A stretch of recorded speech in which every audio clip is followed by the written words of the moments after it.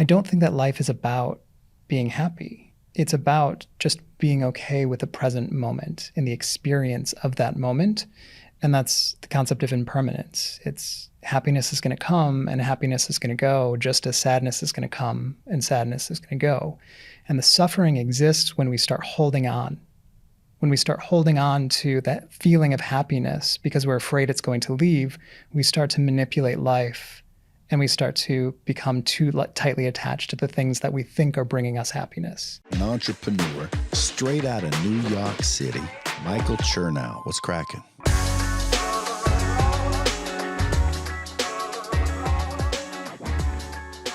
What is going on, everyone? Welcome back to the Creatures of Habit podcast. I am in a very calm state right now. And why? Because I'm sitting across the table from Michael Galyon, who is very calm.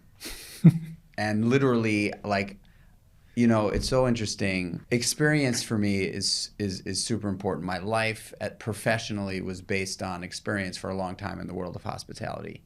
And I used to say to my staff, you know, the experience doesn't begin when someone or a guest walks into the restaurant.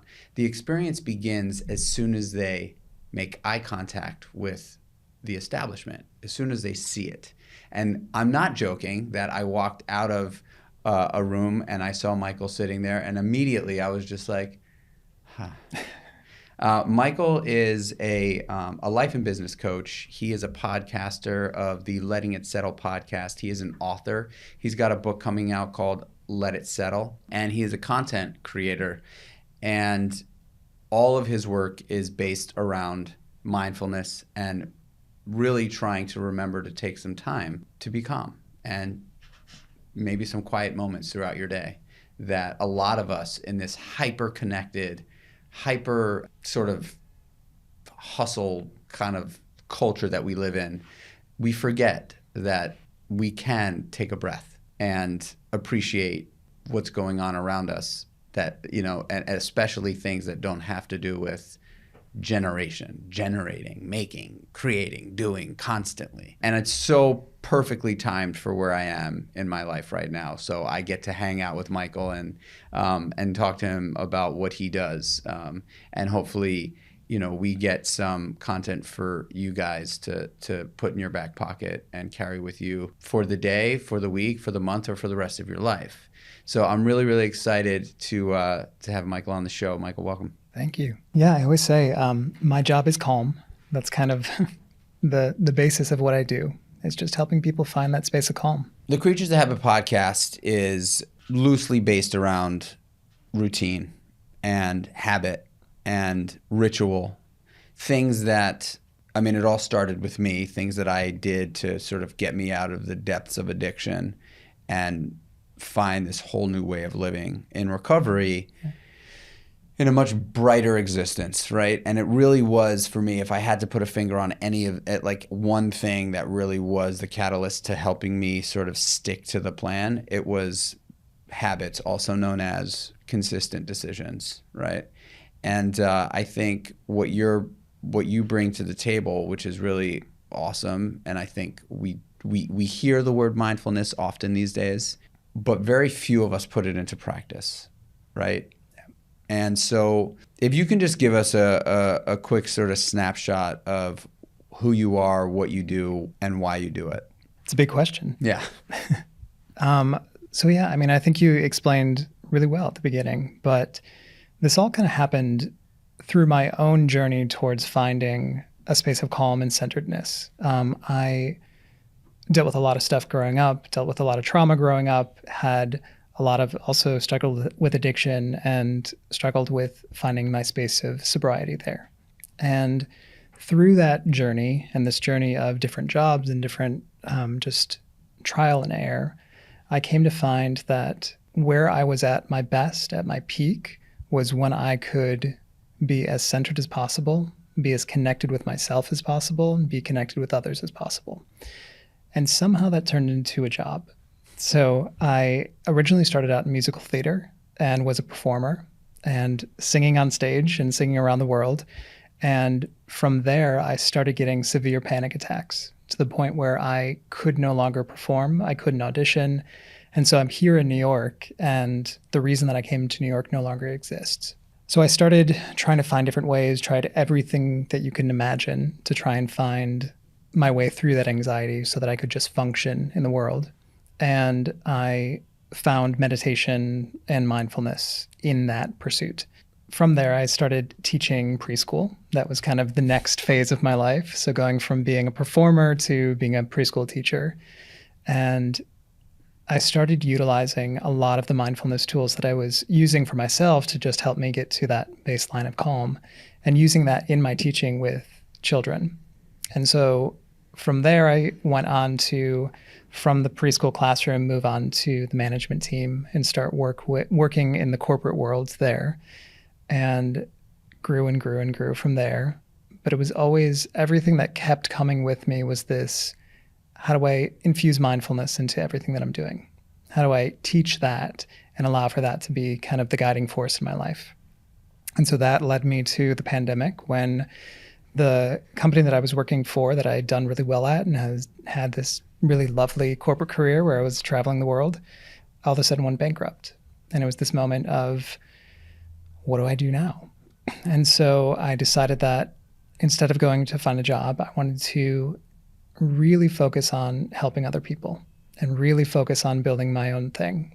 So I started posting on social media, and it was really, at first, I was going through a really trying period of my life and things that I needed to hear. So I would just sit there and I would, say to the camera things that I needed to hear in that moment. Can I just interrupt for a second? Yeah. When you say you were going through a really trying period of life, can you unpack that a little bit for us? Yeah. So I had gone through this career transition, gone through another career transition, and all of a sudden was in the middle of a global pandemic with no work and no job and no idea what exactly I was needing to do. I think the pandemic hit everyone in different ways. For me, it was this extreme sense of loneliness. It was this extreme sense of trying to find my purpose, my passion, and find who I wanted to be connected to. And so in a way, social media kind of opened that up for me. And it allowed for me to start to put out into the world what I wanted to share with the world. For whatever reason, the algorithm pushed it out to a bunch of people, and people started to follow, and people started to message me saying, this is really valuable. Do you do any coaching? And so from there, I already had my coaching certification. And so I decided to launch a business around mindfulness and coaching, and started taking clients from there. And then that kind of grew and grew and grew. And the podcast came from there. And then the new book came from there. When I think of the word mindfulness, and it's been a huge part of my life, and there's moments where I'm completely connected to it and dialed in and very consistent. And then there's other moments when I'm not, and I struggle. Yeah. Kind of where I'm at right now, where I'm not meditating every day. And when I do meditate, I have a hard time feeling present. Yeah. I'm in like a very, and I also think it has a lot to do with the fact that I have been traveling a lot and I've been out of my routine, but I'm having a hard time being present in general today. So if for instance, a guy like me shows up on your door and says, hey, I understand this sort of how important mindfulness is, but I just can't figure out how to get back to feeling centered. I think there are degrees of being centered. And I like to call it coming home to yourself. And it's that space of remembrance of presence and connection. I'm sure you have a moment where you can just remember, like, oh yeah, I felt really connected there.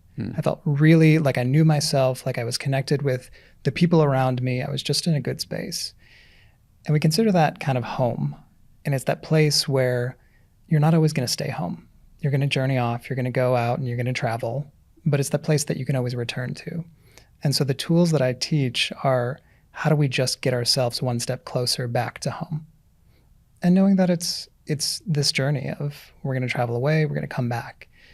And so I would say, trying all of these tips and tools that you can put into your Calm Kit until you can figure out what just feels right. What's the thing that just is getting you one step closer to where you want to be? Life today is hectic there are no shortage of distractions, and a lot of people are living for things. We're kind of trained from birth at this point to live for things, not to live for joy, because we believe that the things are going to bring us joy, right? So we're all kind of trained and molded, and social media certainly doesn't help, but it does help in other ways, right? Like finding people like you through social media is an asset. But in many cases, social media just sort of polarizes and exploits this living for things piece. And what I've found, and obviously what you've found, and now you're helping others to uncover, is things are just not going to be the catalyst to calm and experience in life, right? Yeah.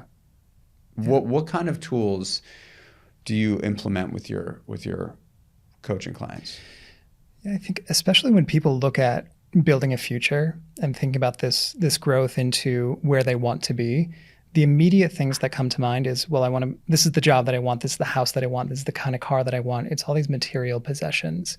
And so kind of stripping that away and coming back to, okay, but how do you want to feel? Or what does that represent? When you really look at, okay, so you can want that job, you can want that car, but what is it really representing to you? Is it that you're going to feel fulfilled when you get there, that you're going to feel joyful, that it's going to feel like you have a sense of accomplishment and pride? Well, let's focus on that. Let's focus on how can we bring those feelings into the present moment, because feelings are always accessible to us. It's like we have this little garden, and all of the little plants there's joy and there's happiness and there's sadness and there's excitement. And it really just depends on which one we decide to water that's going to grow the fastest. And so how do we look into our gardens and say, okay, these are the ones that I want to focus on?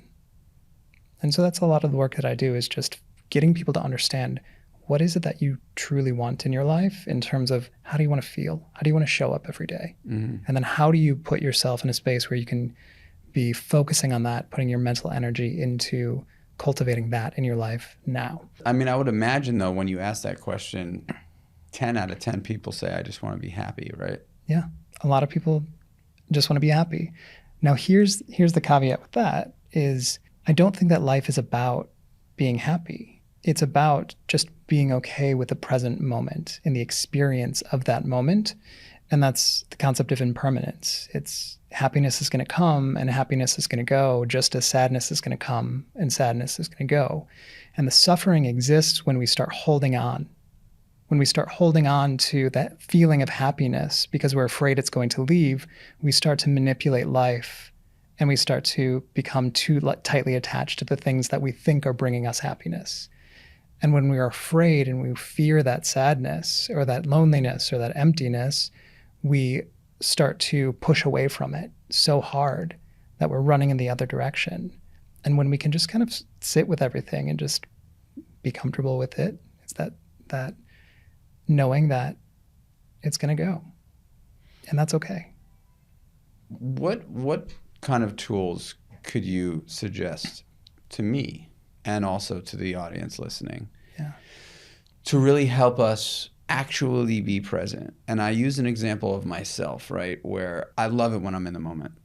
I would argue to say it's whether it's a great moment or a not so great moment. For me, feeling present and feeling in the moment, like I am right now, I am totally focused and in the moment, right this moment. I'm in bliss. Like this is my happy place. But there are definitely moments, like sort of chronic moments in my life where I struggle. And it's typically on the weekends after a heavy week of work, and I'm struggling to have a conversation with my wife where she's talking to me and I'm struggling to be present, and she hates it, and I don't blame her. So what kind of tools could I use, and also the audience, who struggles with this ability to snap into the moment? And maybe the roadblocks there are coming home from work after a long day and having to turn it on to be husband and dad, sitting at the dinner table, physically being there, but like mentally being checked out.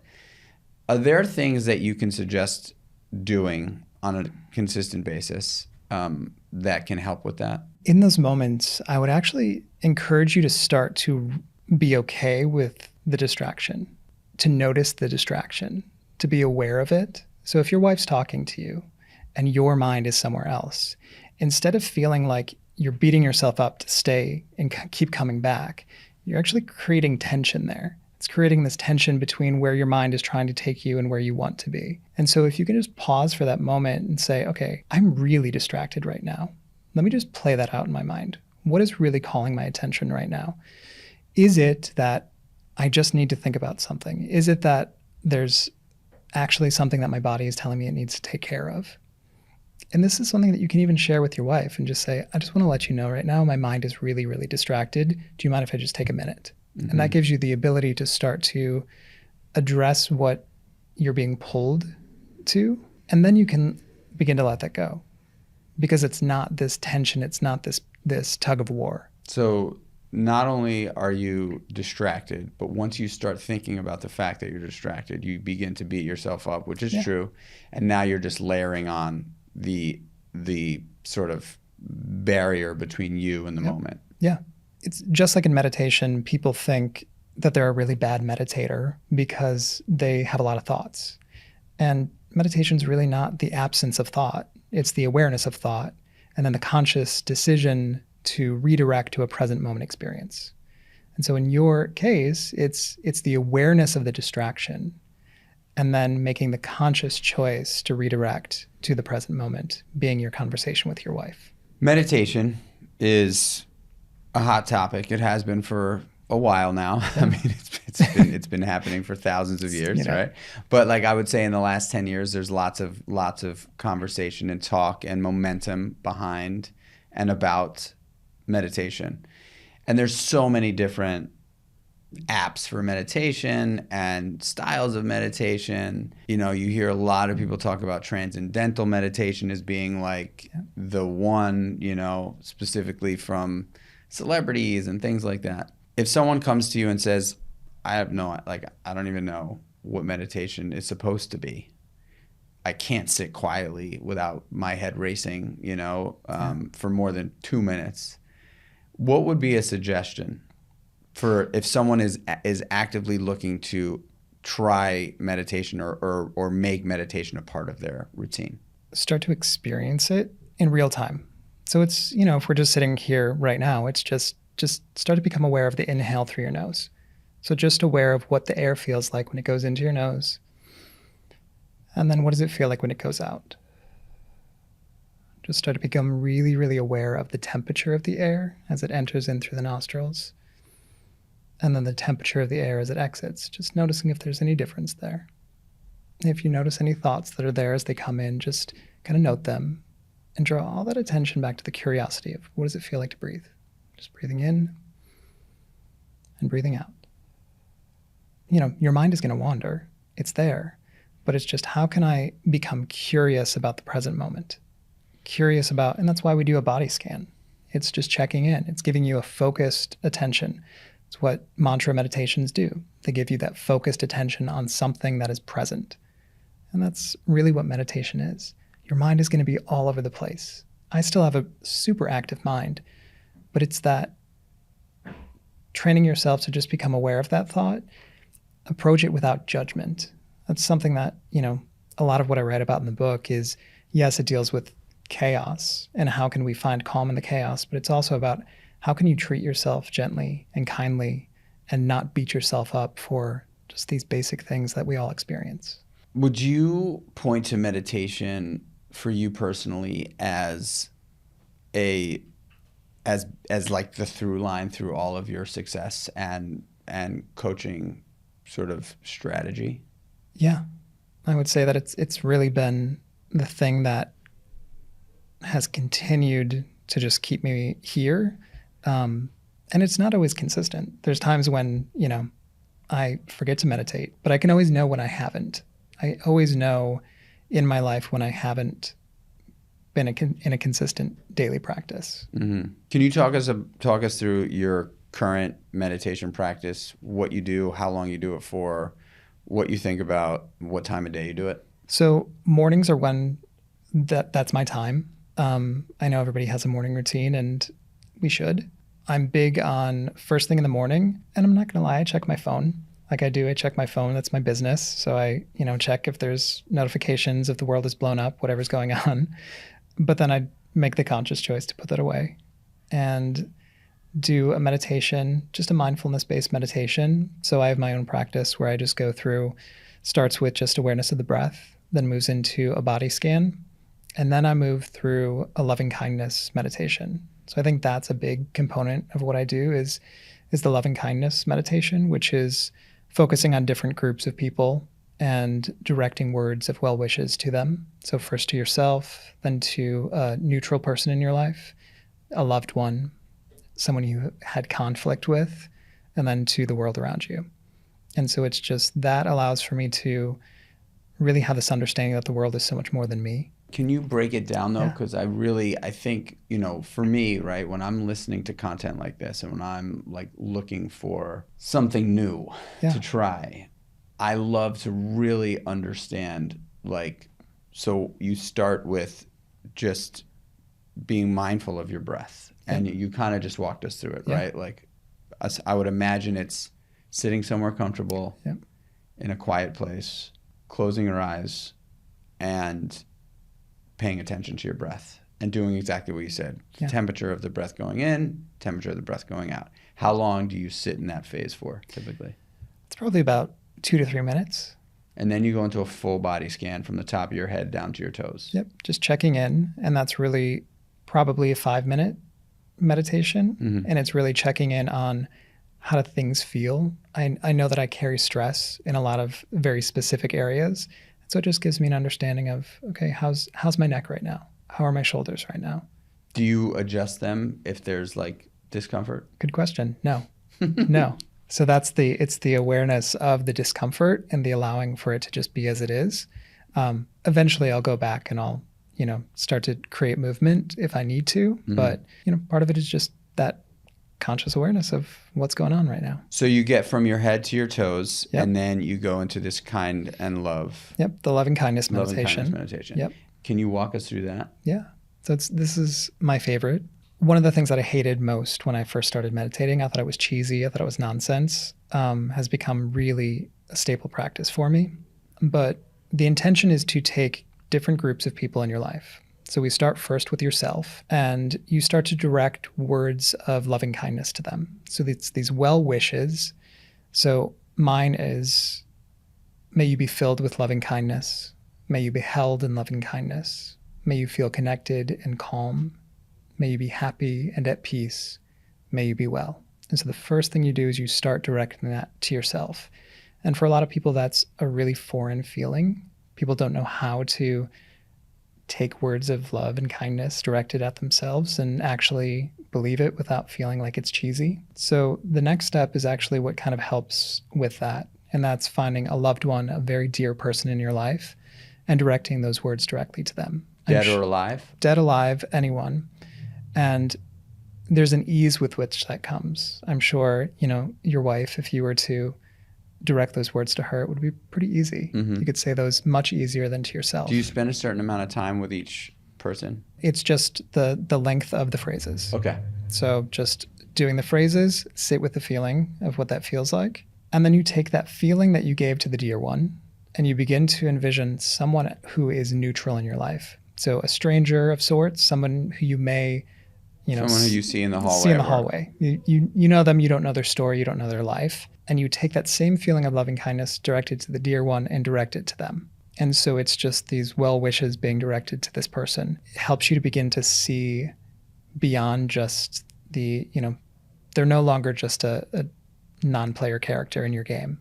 They're a person with an actual story and a need and a desire for loving kindness. Mm-hmm.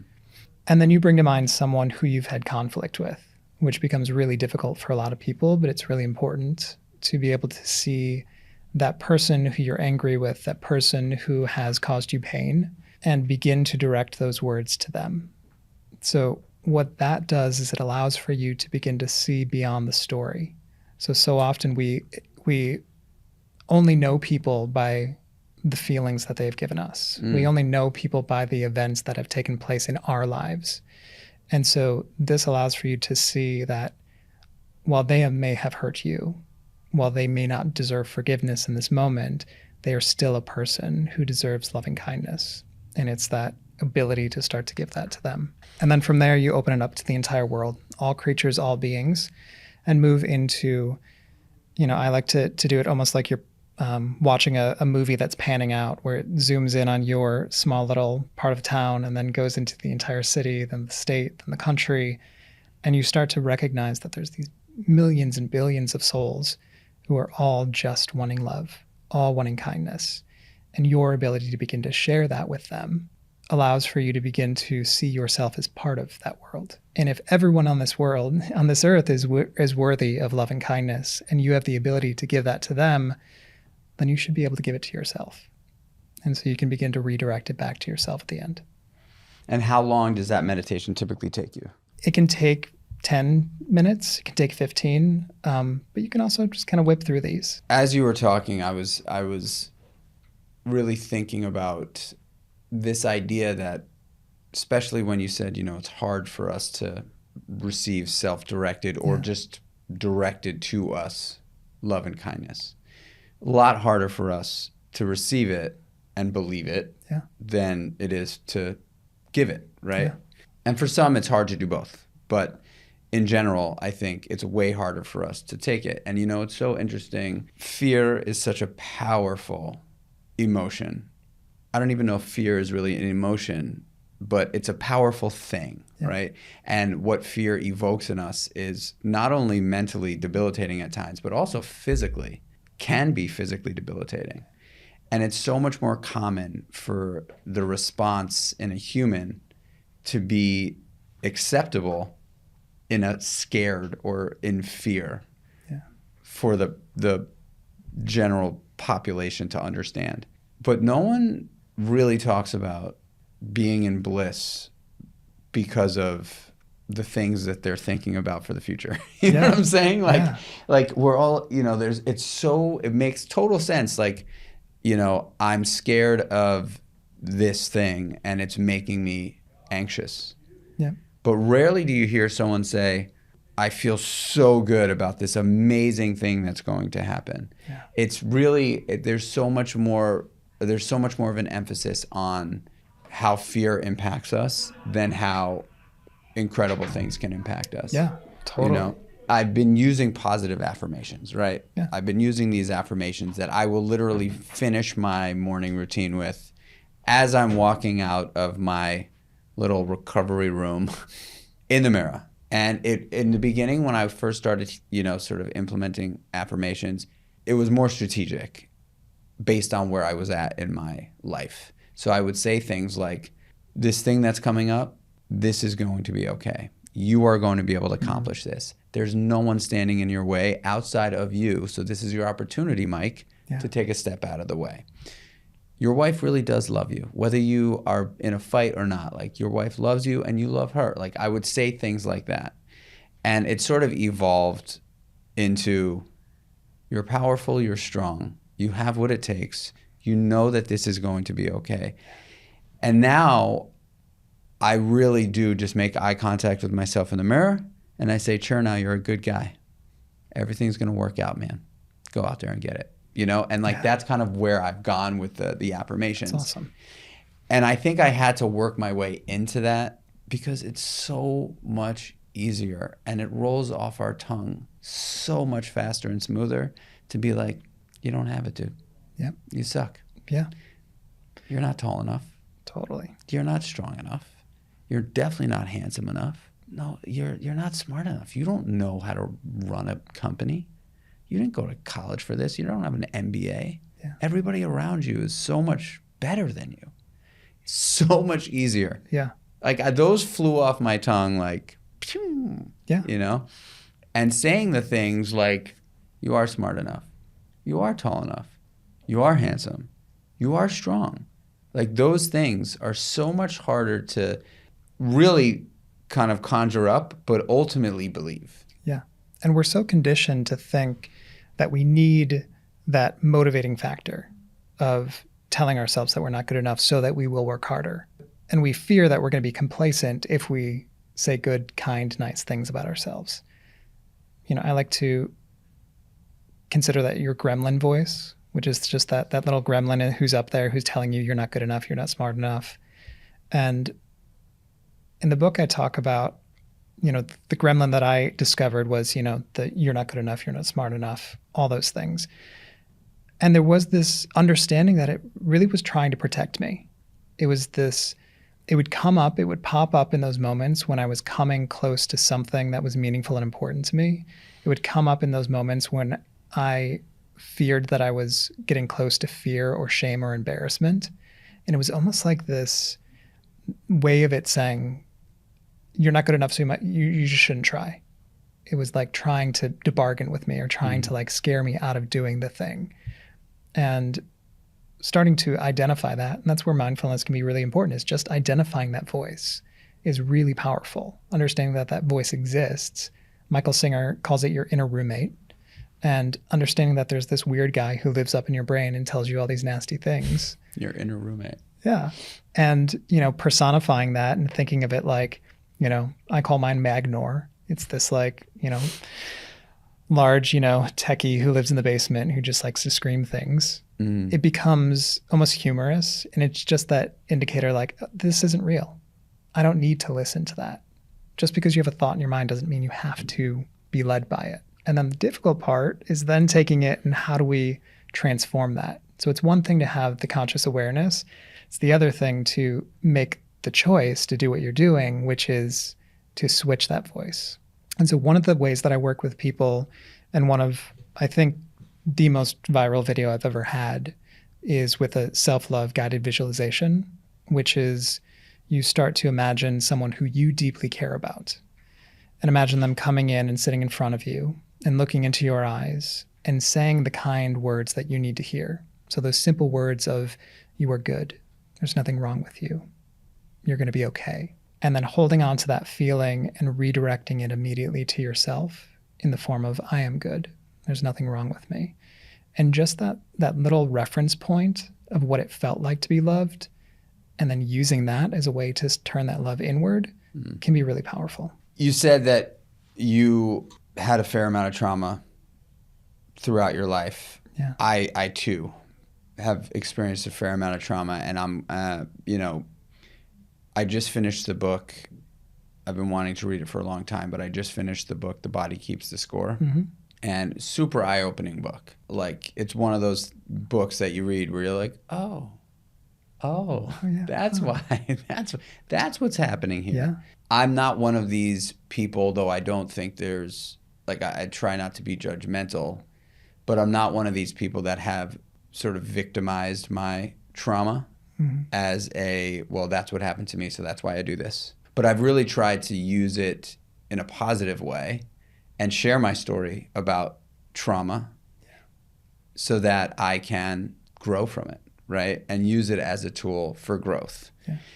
And then but when I'm faced with some stuff, I can't help but try to figure out how I can see my trauma as an opportunity to continue to dig deeper, right? Like, I thought that I had come to terms with all the things that I had experienced, and I very openly share about my abusive childhood, molestation, drug abuse, and I really have come to complete terms with it. But after reading this book, it's made me sort of question. You might be comfortable talking about this, and you actually have helped people feel comfortable enough for them to start talking about it. But have you actually looked at it and done some work on it? Like, have you done the work? Yeah. And I'm now in that place where I thought reading that book was going to, it's really ruffled some feathers for me. Yeah.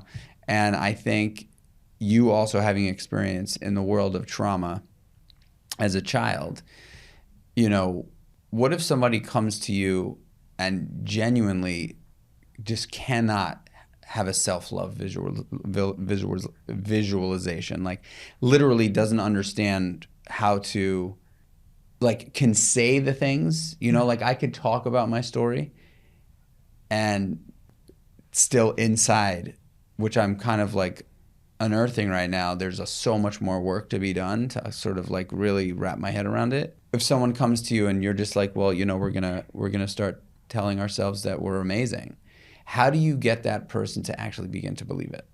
A big part of it is having that reference point, is having that person who you could believe. Or for some people, that person doesn't even exist. Is there an animal who you could believe? Is there a fictional character who you could believe? But that kind of allows for you to kind of step away from it, have a little bit of distance so it feels a little safer, and then start to begin to replicate that in your life. And that's a good way kind of start. But really, when you're at that point where and I remember I sat in a therapist's office once and I said, I think people who have self-love are lying. Like, I don't believe that it is possible. And I've come to, I don't believe that anymore. But it took a long time for me to be able to do that. One was being able to reference the people in my life who I trust, who I think they're probably not lying to me. Mm-hmm. And two was understanding that it's okay to be wrong, because there's no harm in saying the words. I used to think like, well, what if I'm not? And I'm putting myself up to be embarrassed, or I'm going to be, made fun of. There's no harm. You can say the words. And as you've learned with your affirmations, over time, they start to get easier.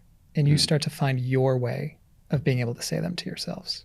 I think it's so important for people to just take a moment and realize that there's so much more to life than earn. Yeah.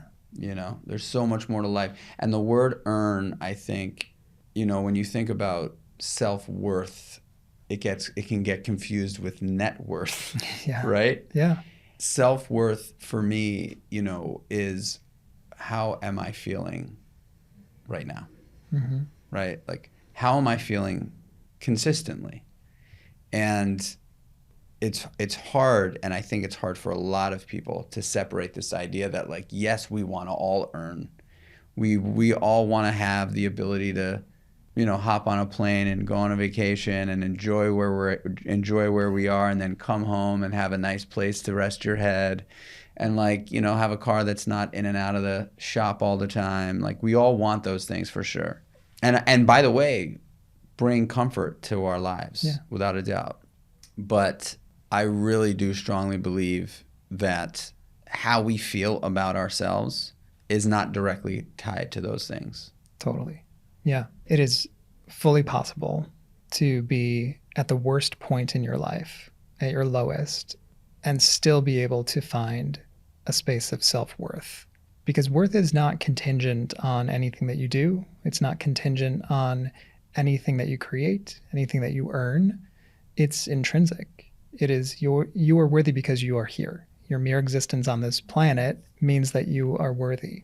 And you're right, we get that misconstrued with worthy meaning that we've earned it, or worthy meaning that we are worth something monetarily. Mm-hmm. And really we can look at it and say, I'm worth taking the time to figure out what it is that I need, and I'm worth giving myself the tools to be able to take care of myself in the way that I need. I'd like to just go back to your morning routine, because we kind of started it and then we pandered off into another direction. What does your morning routine look like? So meditation is kind of first thing, and then it goes into journaling. So I did the artist way a million years ago, and the one thing that really stuck with me was the morning pages that I continue to go to. And so it's just free flow writing. Again, I have a very active mind, and so just having a place to kind of put things down is great for me. And so sometimes if you open up that journal and you have nothing to specifically write about, do you just write, I've got really nothing? Yep, I have nothing to write about right now. I'm just journaling because this is what I'm supposed to do, blah, blah, blah, blah, blah.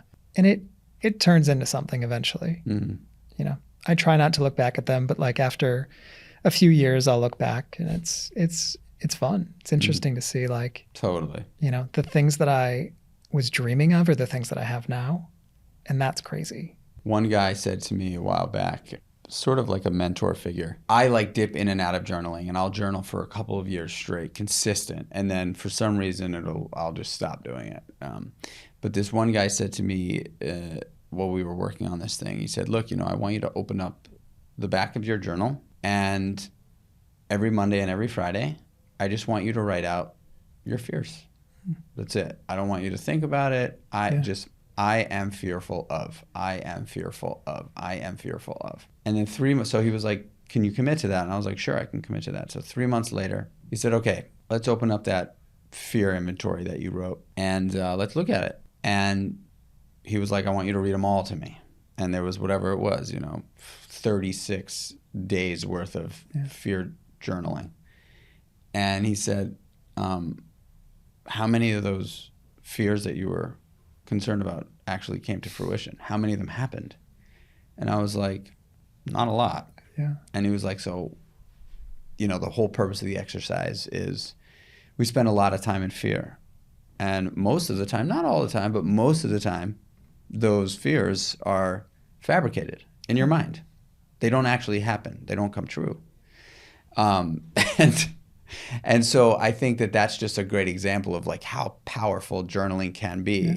It's an expression for sure, but really where the real beauty comes is like I'll sit on on my birthday. It's a traditional thing for me to do, or it's my birthday, journal on my birthday, and then I go into the room and I pull out journals from the last few years on my birthday, and I like look back and I sit with my wife and I'll read it with her, and it's just wild to be able to have that documentation, that history, right? Yeah. It's amazing. Yeah. So where do you go after journaling?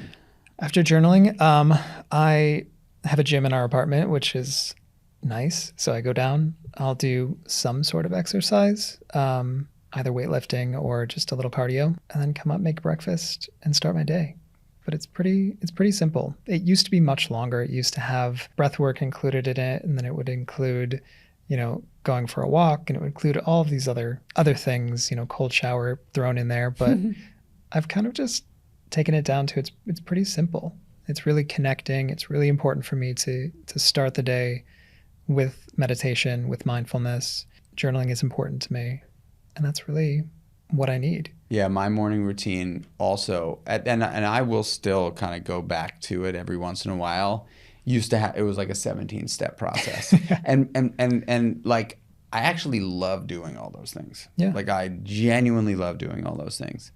But I also made a conscious decision not to attach myself to that specific structured routine because I don't want to feel stress around my morning routine. Yeah. And I have a non-negotiable very similar to yours. But if I get to do all those things, awesome. And if I don't, awesome. Yeah. I don't think that there's anything wrong. I mean, I have a lot of people that have come on this podcast and really have gone through this like super long morning routine, which I think is amazing. And if that makes you feel great, go for it. I don't roll my eyes at the people that have these long routines because I'm one of them. If I like genuinely had all the time in the world to do it, I would do it because I really do love the sauna and the cold and the red light and the whole thing. I love that stuff. Yeah. Is there an evening routine, like a wind down routine that you have? I mean, I meditate in the evening, but that's probably about it. It's really just, before bed, doing a meditation, and then how long do you meditate before bed? Probably 20 minutes. Okay. Yeah. So your evening meditation is longer than your morning meditation. Yeah. Did you always do both times? Yes. And then I also do a lunchtime meditation. So you meditate 3 times a day? Mm-hmm. Wow. Yeah. And it's not every day. Mm-hmm. I mean, there are times when I miss it, but ideally it's 3 times a day. Do you think meditating before bed helps you to get into like a relaxed, sort of ready to sleep kind of?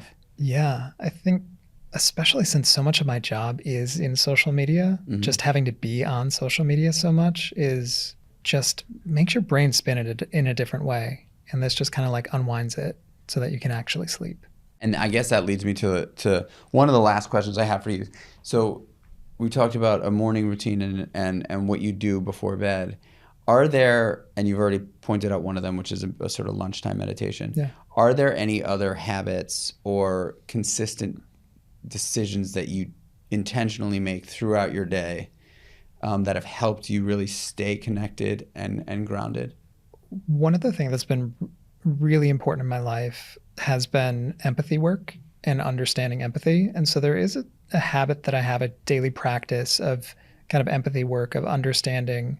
So I try and find, if there's a situation in my life, and I try and do this every day, where there's been, contention or where there's been conflict, and just really looking and I go through this process of kind of this empathetic inquiry questions of, okay, let me just look at it from their perspective. Let me look at why would it make sense for them to be making the decision that they're making?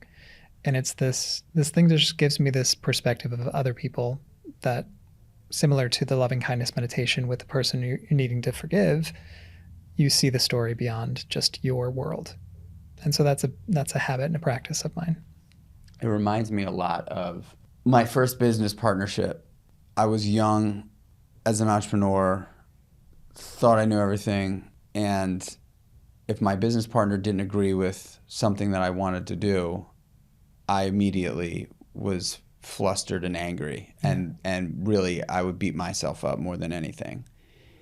And later on, someone had suggested, have you ever put yourself in your business partner's shoes, thinking about the same decision? You guys are fighting over something.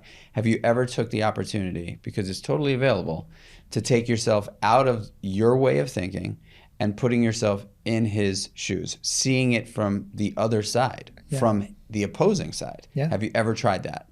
And I was like, definitely not. Yeah. And now it's very hard to do, but I do think it sort of plays into this empathy work that you just discussed, where it's like, rarely do we think about the opposing side's perspective and point of view when it comes to an argument or a disagreement. And so I think that that's a great reminder for me too, to be like, hey, like if there's something that's not going my way and it's because there's someone else on the other side of the net, trying to compete, let me just give a minute to that person's perspective. Doesn't mean they're right. Right. You can still be fully right, but you can have an understanding. And that's biggest question that I love to ask is, why does it make perfect sense that they're making the decision that they're making? Because most people don't just do things out of spite or arbitrarily. There's conditioning, there's reasons behind this. And so when you just pose that question, it lets you look at the world, so you get to step into their shoes, but you're not looking at it through your eyes of how you would handle the situation. You're looking at it through their eyes. How would they actually handle the situation, and why are they handling the situation the way that they are? I want to finish up talking about your book. It's coming out. Let's talk about it. Yeah. This has been quite the process. I'm really excited about it. So it's Let It Settle, Daily Habits to Move You from Chaos to Calm. So it's really looking at the different places in our life that chaos exists. And so I break it into 3 different sections. The first being the times when we are feeling chaos around fear, anxiety, and the feeling of not being grounded. And the second section is all about the chaos that exists when you feel like you are far from home, that you need to come home to yourself, those feelings of abandonment, of loss, of self. And then the third section is honoring connection and the chaos that can exist when you can't understand how to empathize with someone, when there's forgiveness that's needed, when you have a moment where you need to let go of something. And so through each chapter, I take you through either a personal story of how I worked through that, or a client who I've worked with who has worked through that, to kind of exemplify the tool that I'm giving you. So each chapter ends with the process of, so if it's letting go that we're talking about, it's the process of letting go. And then there's also the Calm Kit tool. So throughout the book, you're building this Calm Kit, which just gives you things to pull from in times of chaos when you need to let it settle. I'm looking forward to that. Yeah. When does it come out? Comes out September 24th. michaelgalyon.com/books is a great place. I have all of the links for Barnes & Noble, Amazon, Books A Million, anywhere that you can find your books. There's also a guided journal that goes along with it that's coming out a few months later. So in November, that will come out. But that takes you through every chapter and gives you guided prompts and practices to do. Cool. And is there an audio version? There's an audiobook that was just recorded. So that's coming out, I believe, a month after the book. So okay. Did you do it? Or did you? Of course I did. Yeah. I'm like, you must have done it. So do you recommend reading the book or listening to the book? I want you to buy the book, of course. Yeah. That's important to me. But I do think the audiobook is, it's me telling my story in a lot of ways, which I think is interesting. And I think there's some, gives you an understanding of the inflection of kind of the words in a different way. I asked that only because probably the most glaring example of this for me is I bought Matthew McConaughey's Greenlight book. Yeah. I read the book, and then someone said, you've got to listen to the book because he narrates the book. And I listened to the book, and it was like two very different experiences. Yeah. I will say, in the book, every chapter ends with guided meditations. They're written in the book. On the audiobook, I actually guide you through. That's so which cool. Was cool. The audio engineers were like, we don't usually get to do this. And then, of course, your podcast, Letting It Settle. Yeah, Letting It Settle, which is on hiatus right now. I'm taking a little break, but coming back at the beginning of October. Cool. Where can the folks listening follow along your journey, potentially engage and work with you? So michaelgalyon.com has all my information. So that has links to the book, the podcast, has links to coaching sessions. If you're interested in booking a one-on-one coaching session or a package, that's where you would go. Otherwise, social media is where I am a lot. So that's michael.galyon on Instagram and Coach Michael1 on TikTok. Do you have any pre-recorded guided meditations that people can participate in? I do. So there's I actually have a membership, which is a on-demand video membership, which is just the years of live classes that I've recorded, and they're all on there. Very cool. Yeah. Michael, I feel so much lighter now hanging out with you for an hour. I really appreciate you coming to meet with me and to share your journey and how you've been able to help so many people just sort of get connected with themselves. I was really looking forward to this because I'm in this place. I'm human. Yeah. And I'm in this sort of spot personally right now where I'm kind of struggling, feeling totally connected, and my head's in a bazillion places, and it's all really great things. But it doesn't mean that they're not distractions. They're distractions in my life, Yeah. And I know that really where the important lies in my being able to be present is in feeling connected in my being, feeling present in my own skin. Yeah. To experience every moment. Yeah. Thank you so much, man. Thank you for having me. Really appreciate it. Of course. There you have it, folks. Yay. That was such a good conversation with Michael, and definitely buy his book. Definitely follow him on social media. That's sort of where my friend Justin introduced me to Michael, and then I started following along on his content. And, the beauty of his content is you can literally go onto his Instagram feed and just scroll. I've done it a number of times where I've just kind of scrolled and then I've stopped and I've hit one of his posts, and it kind of resets me because it's maybe a 30-second reminder to just like be calm, be cool, take a breath, breathe in, breathe out, smile, and like go on with your day. And sometimes that's all it takes. For me anyway. And I would imagine if it works for me, it could work for you too. So I'm really, really grateful for Michael joining us here. And if you liked this episode as much as I enjoyed hosting it, please share it with a friend. Share it with a neutral person. Share it with a foe. Share it with anyone who you think would really appreciate it. And follow Michael listen to his podcast, buy his book, and it would mean the world to me if you would be so kind to review this podcast. And if you're feeling super duper kind with a cherry on top, give us a 5-star rating. It really does help us grow the podcast, get in front of more people, and continue making this content for you, because I love doing it, and I want to get it in front of as many people as possible. So, you know the drill, guys. I love you and I appreciate you. Until the next one, y'all. Peace.